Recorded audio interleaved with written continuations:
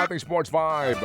Pasok na po sa quarterfinals ng ASB Classic sa New Zealand ang ating pambatong Pinay tennis star na si Alex Ayala.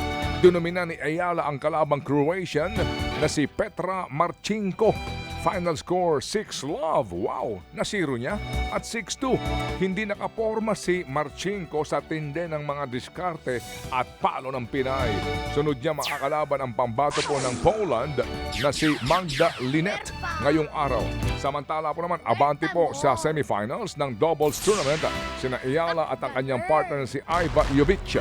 Panalo po via walkover ang dalawa laban kina Jessica Malikova at Renata Zarazua. Samantala, mas lumakas pa ang Strong Group Athletics ngayong PVL off-season. Mga kapatid, nakuha po nila ang star spiker na si Ara Galang mula sa na-disband at Sherry Tigo Crossovers. Posibleng maglaro para sa Zeus Coffee Thunderbells o sa Farm Fresh Foxy si Galang. Noong Miyerkules lamang ay lumipat na rin sa SGA ang dating niyang teammate sa Cherry Tigo na si Mylene Paat. Sa kabuuan, siya pong ika-anim na dating crossover na kinuha ng SGA. Samantala, gumawa po ng kasaysayan ang San Miguel Beerman Center superstar June Mar Fajardo. Yan nga po matapos siyang magtala ng 21 puntos at 23 na rebounds sa Game 2 ng PBA Philippine Cup Semifinals kontra Barangay Ginebra San Miguel. Siya ang unang local player na nag-record ng 2020 sa ikatlong sunod na laro. Ayon yan sa PBA statistician na si Fidel Mangonon, nalampasan po ni Fajardo ang dating record ni PBA legend Eric Menk noong 1999 kung saan back-to-back ang 2020 games nito. Tatangkain po ulit ni Fajardo na ito'y gawin sa Game 3 ng semis mamayang gabi. Gumawa rin po ng kasaysayan ng Philippine Men's Lacrosse Team. Tinalo nila ang Japan 10-9 para po makapasok sa semifinals ng Asia Pacific Men's Lacrosse Championship. Lacrosse yan? Lacrosse. Anong laro yan? Actually, parang hockey no? Pero hindi. Hindi ko rin alam eh. Medyo similar to baseball pero may hawak eh. May hawak may sila na para sila. bang hockey pero wala sila sa ice. Pero parang hockey, parang ice hockey.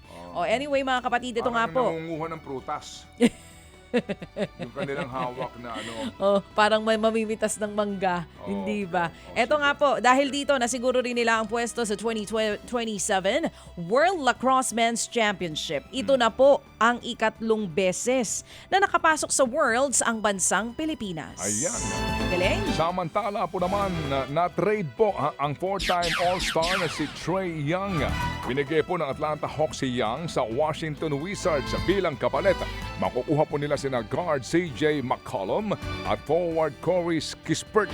Dahil dyan, natapos na po ang halos 8 taong pamamalagi po ni Ice Trae sa Hawks na siyang nag-draft sa kanya bilang 5th overall pick noong pong 2018. Iiwan ni Young ang Hawks bilang player na may pinakamaraming assist at 3-pointers. Mga kapatid, brothers and sisters, saan ka pa? Dito na tayo sa totoo.